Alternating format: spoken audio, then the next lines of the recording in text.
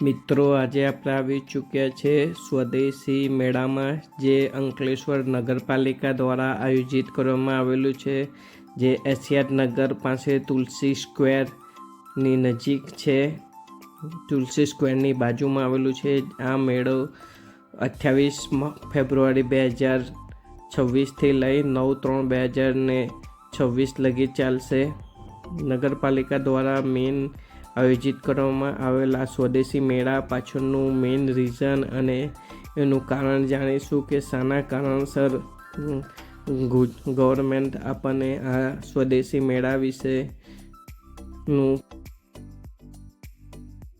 સ્વદેશી મેળો કરવા પાછળનું મુખ્ય રીઝન શું છે તેની વિશે આપણે વાત કરીશું. જે ગુજરાત ગવર્મેન્ટે ઘણા અનેક સ્થળોએ ગુજરાતમાં ઘણી બધી જગ્યાએ ગુજરાતમાં સ્વદેશી મેળાઓનું આયોજન કર્યું છે. સ્વદેશી મેળો કરવા પાછળનું મુખ્ય રીઝન એ છે કે જે લોકલ ફોર વોકલ જે મિશન અંતર્ગત જે વડાપ્રધાન આત્મનિર્ભર ભારતના સ્વપ્નને સાકાર કરવા માટે સ્થાનિક ઉત્સવોનો પ્રચાર કરવો જરૂરી છે. લોકો વિદેશી બ્રાન્ડને બદલી ભારતીય બ્રાન્ડનો ઉપયોગ કરે અને ખાસ કરીને ગુજરાતમાં બનેલી વસ્તુઓ ખરીદતા થાય. આ મેળાનો મુખ્ય હેતુ છે.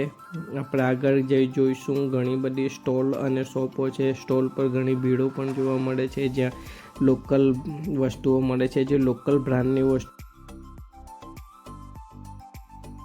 બ્રાન્ડની વસ્તુઓ છે, જે ખાસ કરીને ઇન્ડિયામાં અને ભારતમાં, જેમ કે મેઇનલી ગુજરાતમાં મેન્યુફેક્ચરિંગ થયેલી હોય એવી વસ્તુઓના સ્ટોલ ઘણા બધા છે. ખાણીપીણીના પણ સ્ટોલ છે. નાના છોકરાઓ માટે પ્લે એરિયા પણ છે, જ્યાં ફ્રી ઓફ કોસ્ટ નાના ભૂલકાઓને રમાડી શકો છો. ગુજરાત ગવર્મેન્ટનો main motive local for vocal અંતર્ગત જે મિશન ચલાવ્યું છે એને સક્સેસફુલ કરવા માટેનો મેઇન આ પ્રચાર કરવા માટે સ્વદેશી મેળાઓનું ગુજરાતમાં ઘણી જગ્યાઓએ આયોજન કરવામાં આવ્યું છે, જે આપણે વિદેશી બ્રાન્ડ છોડીને લોકલ બ્રાન્ડનો ઉપયોગ કરીએ. એ ગુજરાત ગવર્મેન્ટનો મુખ્ય હેતુ છે આ સ્વદેશી મેળો આયોજન કરવા પાછળનું.